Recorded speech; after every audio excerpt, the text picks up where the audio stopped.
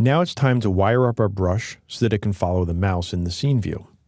Let's scroll down to the bottom of our Tile Map Editor class and create another private method called moveBrush. Inside of this method, we're going to want to calculate the tile size so we know how to snap the brush to the grid. Then we're going to need to create an X and Y position for where to put the brush. Here we're going to use mathf_floor in order to round this down, and then we'll multiply it again by the tile size. We'll use the mouse position X divided by the tile size in order to snap it to the grid, and then remultiply it by the tile size in order to put it in the right place. We can copy this line and paste it in order to do the same thing for Y. Simply replace X for Y, on mouse position X, replace for Y as well, and now we have the new X and Y values. Next, we're going to want to calculate the row and column so we know how to give the brush an ID to represent where it's going to actually draw a tile when we're ready to connect that up later. Let's create a variable for row, and row is simply the X value divided by the tile size, and the column is going to be mathf absolute value of Y divided by tile size minus 1.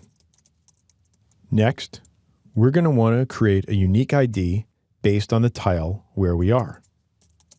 We'll call this variable ID, and we're going to need to cast it as an int.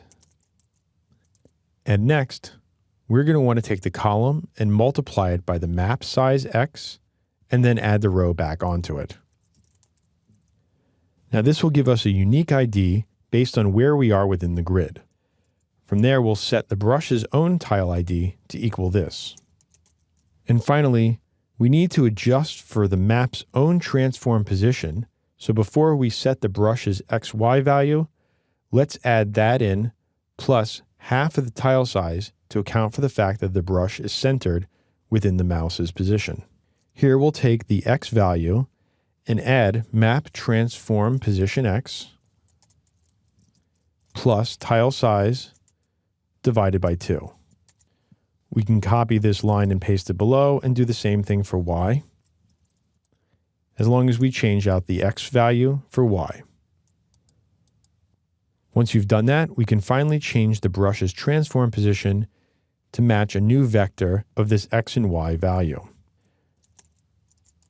Set the brush's transform position to equal a new vector 3, and we'll pass in X, Y, but for the Z value, we're going to want to set it to the map's transform position Z. This way the brush is always on the correct Z-axis and matches that of its parent map. Now let's scroll up to our onDisable method call, and below this, we're going to add a new method in order to move this brush. We're going to tap into the editor's own onSceneGUI method call. And inside of this, we're going to test to see if the brush exists.